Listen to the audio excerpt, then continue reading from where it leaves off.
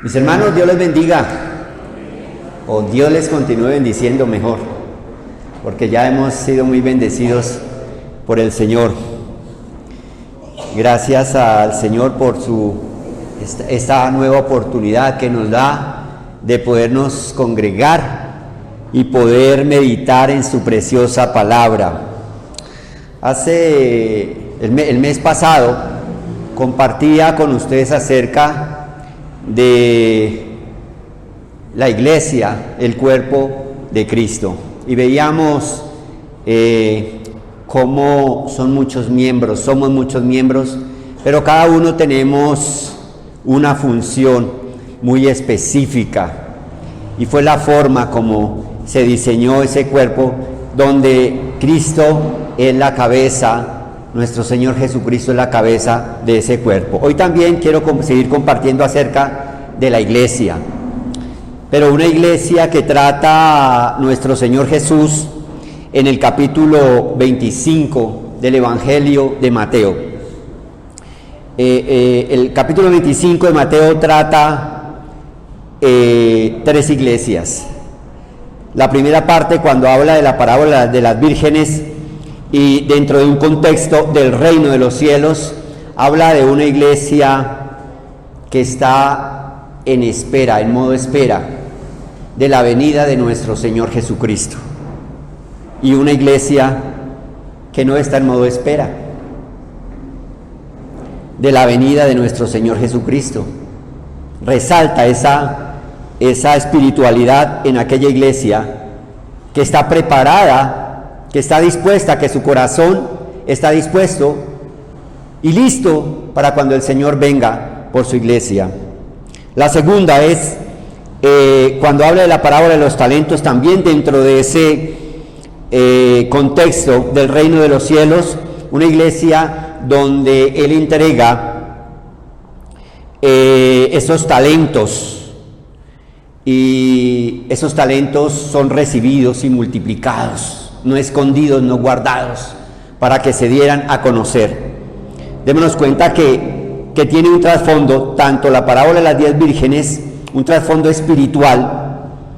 Esta parábola de los talentos, aunque nos habla como si fuera algo dinero, no tiene que ver con el dinero, sino que ver con lo que el Señor nos entrega a nosotros como iglesia, para que lo podamos multiplicar, dar y poner al servicio de nuestro Dios. Quiero compartir acerca de la iglesia, de que habla del capítulo 25, del verso 31 en adelante, y vamos a leerla. Dice la palabra de Dios, Mateo capítulo 25, verso 31 en adelante: cuando el Hijo del Hombre venga en su gloria y todos los santos ángeles con él, entonces se sentará en su trono de gloria, y serán reunidas delante de él todas las naciones, y apartará los unos de los otros, como aparta el pastor las ovejas de los cabritos, y pondrá las ovejas a su derecha y los cabritos a su izquierda.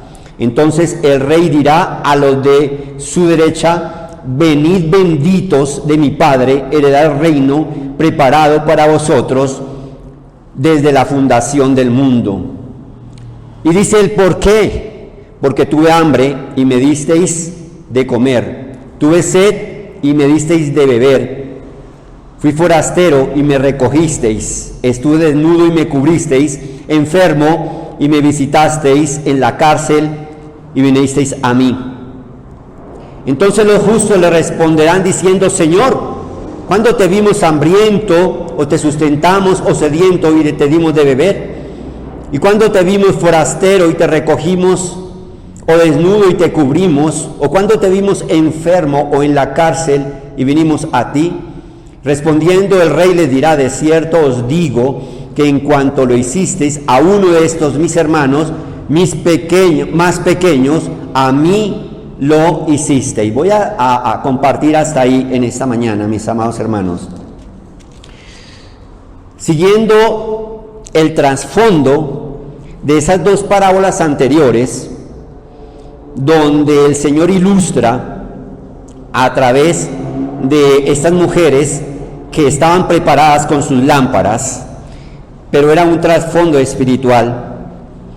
Esa parábola de los talentos, cuando habla de aquellos talentos, pero tiene un trasfondo espiritual, pues hermanos, yo considero también que esta manifestación del Señor, cuando nos habla acerca de la venida, de cuando Él venga en su gloria, y nos dice quiénes van a estar ahí, en esos llamados benditos de mi Padre, pienso que también tiene un trasfondo muy espiritual, que no tiene que ver solamente con que le demos el alimento, un alimento físico a alguien que tiene hambre o a alguien que tiene sed, darle de beber, o darle un vestido a quien no lo tiene, o visitar a un preso que está en la cárcel, o recoger a alguien, ¿cierto?, que es considerado forastero.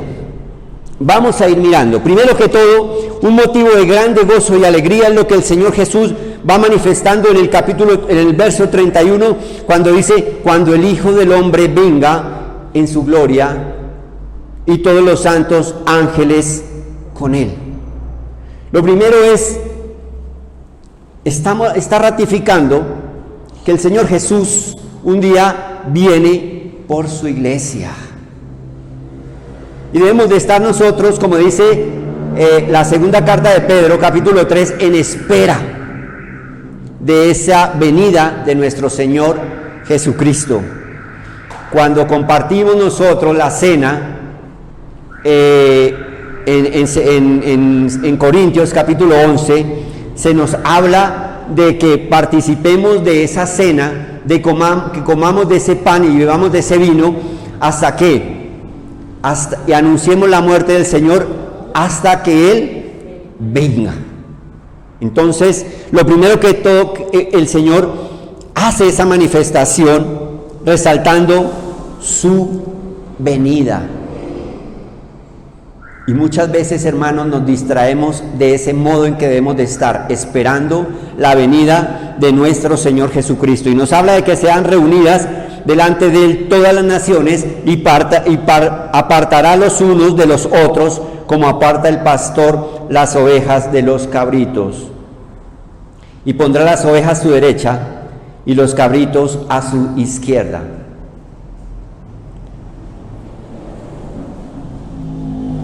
Entonces el rey dirá a los de su derecha: venid, benditos de mi Padre, heredad el reino preparado para vosotros desde la fundación del mundo.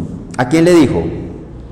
Dice que a los de la derecha, a los que había apartado: venid, entrego el reino que fue preparado para ustedes. Y empieza a manifestar por qué les pertenece ese reino. Pero quiero adelantarme, antes de especificar cada una de esas acciones que él enumera, quiero adelantarme al verso 37 para saber a quiénes se estaba dirigiendo el Señor, para que estemos en ese contexto. Dice: entonces los justos le responderán: Señor. ¿A quiénes se estaba refiriendo el Señor entonces? A esas ovejas que apartó a su derecha. Él mismo lo llamó ¿qué? Justos. La palabra de Dios dice que no hay justo ni aún uno. Pero él estaba refiriéndose que entonces los justos me responderán, para que entremos en contexto de a quiénes se estaba refiriendo nuestro Señor. Romanos capítulo 3 verso 21 dice: pero ahora, aparte de la ley, se ha manifestado la justicia de Dios, testificada por la ley y por los profetas. La justicia de Dios, ¿por medio de qué?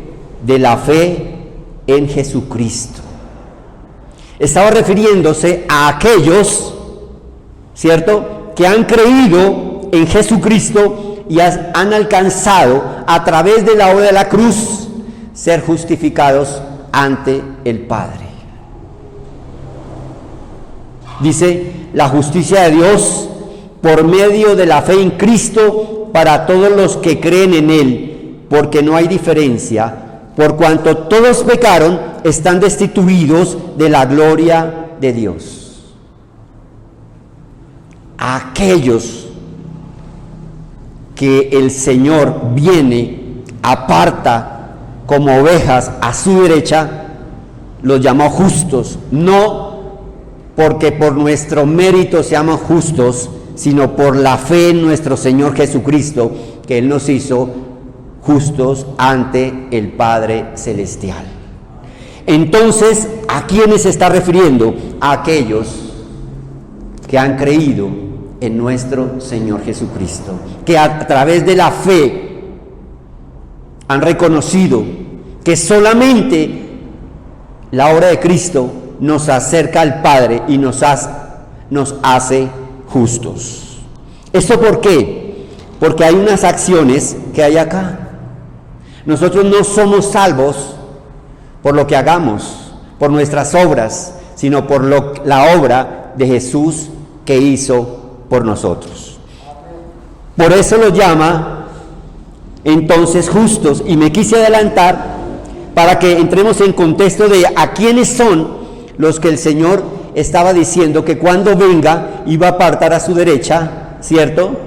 Y les iba a manifestar: venid benditos de mi Padre, heredad el reino preparado para vosotros desde la fundación del mundo. Ahora, cuando conocemos a Cristo, cuando le reconocemos, cuando entregamos nuestra vida, cuando le decimos: Señor, ven y mora y gobierna mi ser, tú eres mi Señor y Salvador, como consecuencia de eso vienen esas acciones que el Señor va a enumerar aquí, porque le dicen: ¿por qué somos benditos de mi Padre? ¿Por qué heredamos el reino? Y el Señor empieza, dice: porque tuve hambre y me disteis de comer, tuve sed y me disteis de beber. Está hablando a una iglesia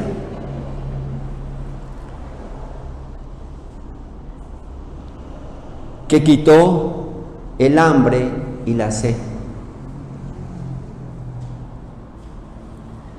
Cuando vamos al Evangelio de Juan,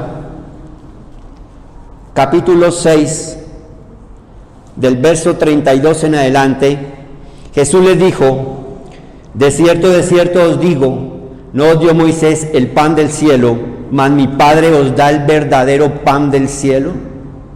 Porque el pan de Dios es aquel que descendió del cielo y da vida al mundo. Le dijeron: Señor, danos este pan. Jesús le dijo: yo soy el pan de vida. El que a mí viene nunca tendrá hambre, y el que en mí cree no tendrá sed jamás. Hermanos, se está refiriendo a esa iglesia que cumple el mandato establecido por el Señor en la gran comisión, que en Hechos 1:8 manifiesta como una iglesia que es testiga de la obra de Cristo allí en la cruz del Calvario.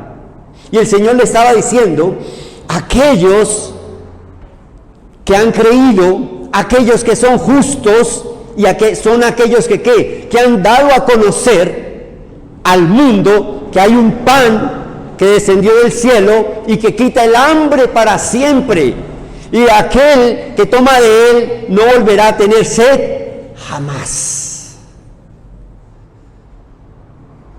¿Lo hacemos, mis amados hermanos? Más adelante dice: de cierto digo, el que cree en mí tiene vida eterna, yo soy el pan de vida. Vuestros padres comieron el maná en el desierto y murieron. Este es el pan que descendió del cielo, para que el que de él come no muera. Yo soy el pan vivo que descendió del cielo. Si alguno comiere de este pan, vivirá para siempre, y el pan que yo daré es mi carne, la cual yo daré por la vida del mundo. Hermanos, somos llamados a dar a conocer ese pan, ese alimento y esa bebida que a vida eterna permanece. No pienso que sea meramente darle un alimento físico al que lo tiene, darle el agua al que tiene sed, aunque eso debemos hacerlo y eso hace parte del fruto de tener a Cristo en nuestros corazones. Es dar a conocer a Cristo como ese pan que descendió del cielo y que da vida al mundo. Que da vida al mundo. Y esa es la forma como el Señor nos quiere confrontar en esta mañana respecto a si estamos proveyendo de esas buenas nuevas para que el mundo conozca de ese pan que es para vida eterna. Pero también le dice el Señor: tuve sed y me disteis de beber. Recordamos la historia en el Evangelio de Juan también, capítulo 4, acerca de con la mujer samaritana. 4:10. Respondió Jesús y le dijo: si conocieras el don de Dios y quién es el que te dice dame de beber, tú le pedirías y él te daría agua viva. Verso 13, respondió Jesús y le dijo: cualquiera que bebiere de esta agua volverá a tener sed, mas el que bebiere del agua que yo le daré no tendrá sed jamás, sino que el agua que yo le daré será en él una fuente de agua que salte para vida eterna. Dar a conocer esa agua de vida que es Cristo, que el que la toma no volverá a tener sed jamás y podrá tener vida eterna. A esto se refería el Señor Jesús. ¿Qué más dice el Señor en el capítulo 25 de Mateo? Dice: fui forastero y me recogisteis. Fui forastero y me recogisteis. En el Éxodo capítulo 12, cuando encontramos nosotros, se instaura la Pascua. ¿Qué dijo el Señor? En el 12, 48 y 49. Para que quienes podrían tomar de esa Pascua. Mas si algún extranjero morare contigo y quisiere celebrar la Pascua, para Jehová séale circuncidado todo varón, y entonces la celebrará y será como uno de vuestra nación, pero ningún incircunciso comerá de ella. La misma ley será para el natural y para el extranjero que habitare entre vosotros.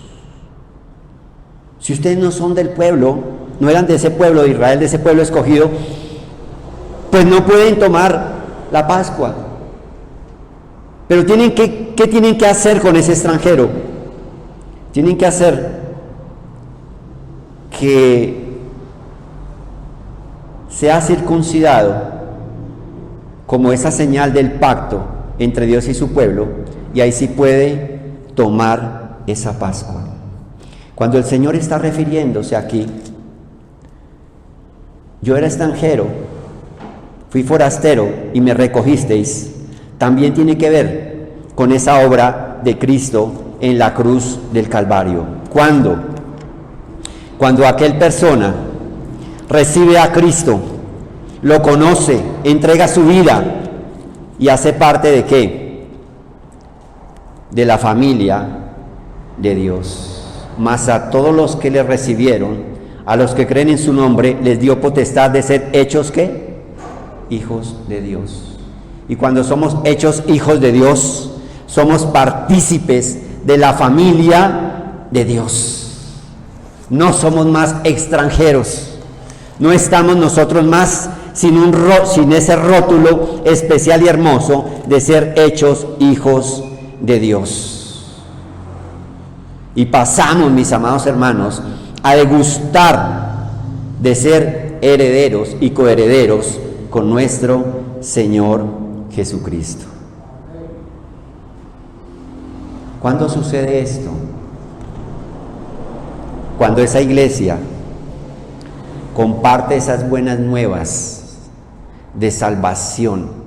Cuando la iglesia calla, es la iglesia que parte del verso 41 en adelante, una iglesia que no abrió sus labios para compartir que había un pan vivo, que había un agua viva y que podemos ser parte de la familia de Dios a través de nuestro Señor Jesucristo. ¿Qué más le sigue diciendo?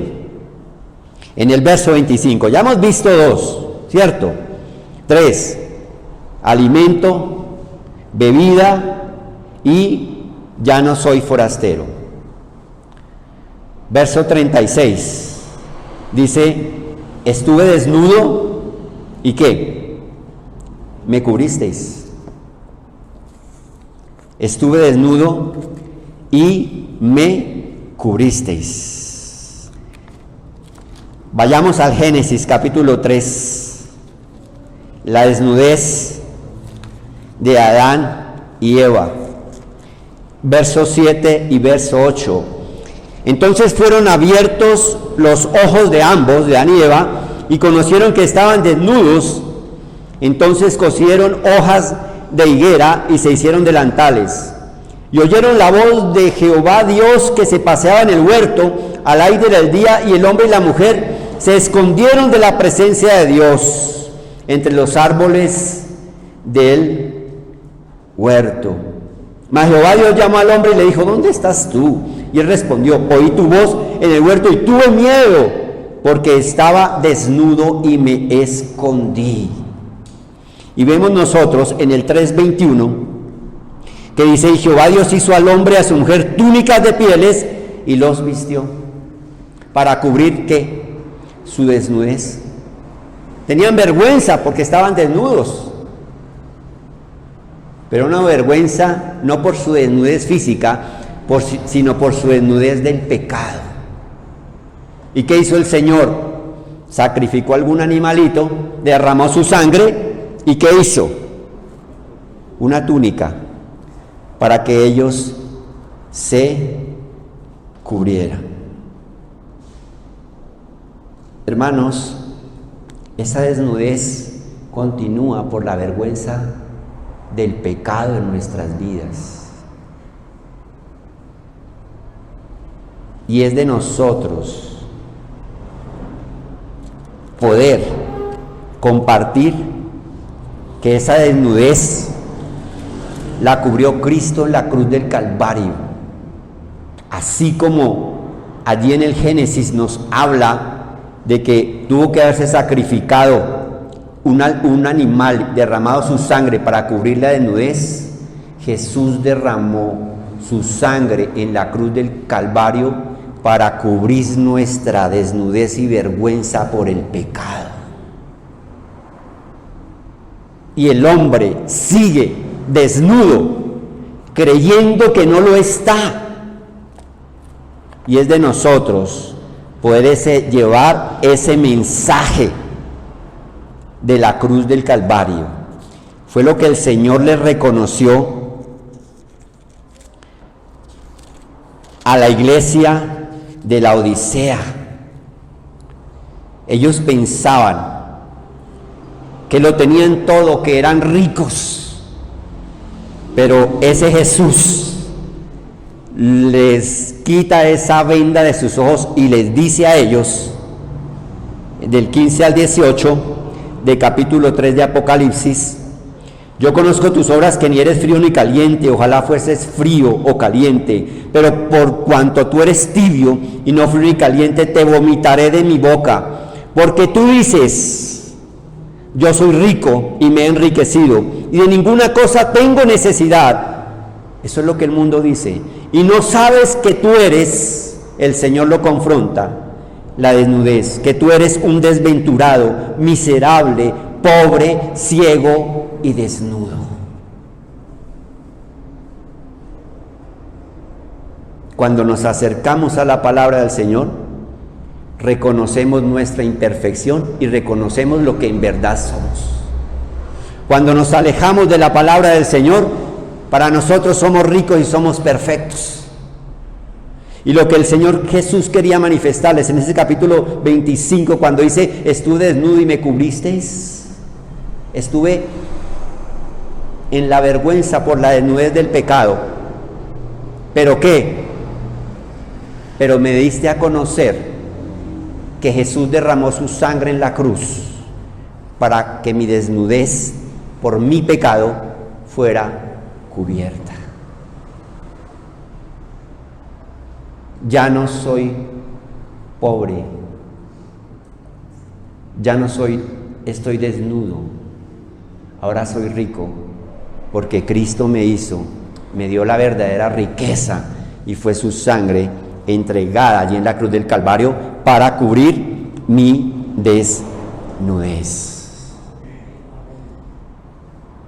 Hermanos, a esto hemos sido llamados nosotros. También a cubrir la desnudez física del hombre, pero lo más importante, a ser llamados benditos de mi Padre, heredad del reino que ha dispuesto desde antes de la fundación para ustedes, por haber sido justos y haber creído y llevar ese mensaje de buenas nuevas de salvación que cubre toda esa desnudez, ya no física, sino por la obra de Cristo Jesús en la cruz del Calvario. Pero dice también, estuve enfermo y me visitasteis. Estuve enfermo y me visitasteis. Mateo capítulo 9 nos relata cuando Jesús llama a Mateo, ¿sí? Del verso 9 en adelante, pasando Jesús de allí, vio a un hombre llamado Mateo que estaba sentado al banco de los tributos públicos y le dijo, sígueme. Y se levantó y le siguió. Y aconteció que estando él sentado a la mesa en la casa, he aquí que muchos publicanos y pecadores que habían venido se sentaron juntamente a la mesa con Jesús y sus discípulos. Pero cuando vieron estos fariseos, dijeron los discípulos, ¿por qué come vuestro maestro con los publicanos y pecadores? Al oír esto Jesús les dijo, ¿qué les dijo? Los sanos no tienen necesidad de médico, sino los enfermos. Y pues, y aprended de lo que significa misericordia quiero y no sacrificio, porque no he venido a llamar a justos, sino a pecadores al arrepentimiento. Hermanos, hay una enfermedad que es la más grave de todas, y es la enfermedad del pecado, porque sus secuelas es una muerte eterna. Pero Jesús estaba manifestando, los sanos no tienen necesidad de médico, sino los enfermos. Por eso yo he venido a los enfermos, para que sean sanados, para que no sean señalados como enfermos. Eso era lo que el Señor quería manifestarles a ellos, que entendieran. Dice el Señor en Juan capítulo 3, verso 17, porque no envió Dios a su Hijo al mundo para condenar al mundo, sino para que el mundo sea salvo por él. Hermanos, el mundo tiene que conocer que Jesús no vino a condenar, sino que Jesús vino a sanar y a salvar. Esa es la obra de Cristo.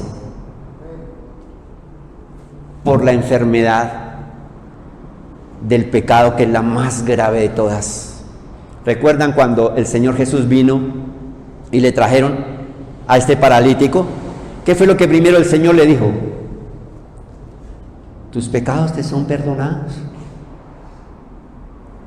Él atacó lo más importante, lo más grave en este hombre, que era su pecado. Aunque él estaba lisiado, estaba enfermo físicamente, lo más importante para el Señor era su salvación. Y el Señor le perdonó sus pecados. Y la gente murmuró. Pero Señor, mire cómo lo traen a este lisiado y lo colocan ahí. Y tú le dices, tus pecados te son perdonados. Hermanos, hay enfermedad. Y la más grave enfermedad es la enfermedad del pecado. Porque nos lleva a una muerte eterna. Pero Jesús vino a sanar esa enfermedad por su obra en la cruz del Calvario. Pero tenemos que darlo a conocer, ¿sí? Por eso dice, estuve enfermo y me visitasteis. Estaba enfermo del pecado y me traísteis las buenas nuevas de salvación. Me viniste a decir que no envió Dios a su Hijo para condenar al mundo, sino para que el mundo sea salvo por Él. Y dice también, ya para terminar en esta mañana, estuve en la cárcel y me visitasteis. Estuve en la cárcel y me visitasteis. Hermanos, todo esto tiene que ver con ese mandato que el Señor nos dejó de ir y hacer discípulos, de ir y enseñar, de ir y bautizar en el nombre del Padre, del Hijo y del Espíritu Santo. Tiene que ver con ese mandato de Hechos 1:8, y recibiréis poder cuando haya venido sobre vosotros el Espíritu Santo, y me seréis ¿qué? Testigos. Llevar ese pan, dar a conocer ese pan, dar a conocer esa agua viva, es ser testigos. Jerusalén, Judea, Samaria y hasta lo último de la tierra. Es ese ser, ese testigos. Es ese llevar ese mensaje de salvación. Pero dice, estuve en la cárcel y me visitasteis.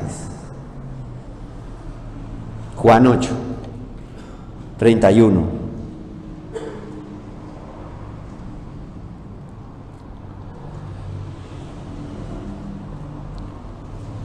Dijo entonces Jesús a los judíos que habían creído en Él, si vosotros permaneciereis en mi palabra, seréis verdaderamente mis discípulos y conoceréis la verdad, y la verdad os hará libre. Y más adelante, así que si el Hijo os libertare, seréis verdaderamente libres. Si preguntamos a alguien que está sin conocer a Cristo, ¿usted se siente en una cárcel? Va a decir no. Yo soy libre. Si permaneciereis en mi palabra, seréis verdaderamente mis discípulos y conoceréis la verdad, y la verdad os hará libres. Hermanos, hay una cárcel que es mucho más fuerte y con unos efectos mucho más fuertes que una cárcel literal dentro de unos barrotes. Y es la cárcel en que el enemigo, en que Satanás tiene el mundo, esclavo del pecado, con el engaño haciéndole creer que es libre.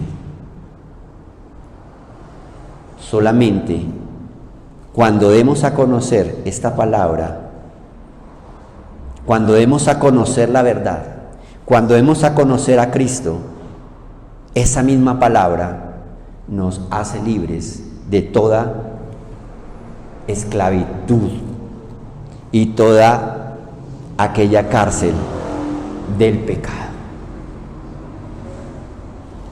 A esta iglesia es que estaba hablando el Señor Jesús, y les estaba diciendo algo hermoso y maravilloso, algo sublime, excelso, y es: venid benditos de mi Padre, heredar el reino preparado para vosotros desde la fundación del mundo. Nos llama justos, porque fuimos justificados por la obra de Cristo Jesús en la cruz del Calvario. Pregunta: ¿estamos haciendo la tarea, mis hermanos?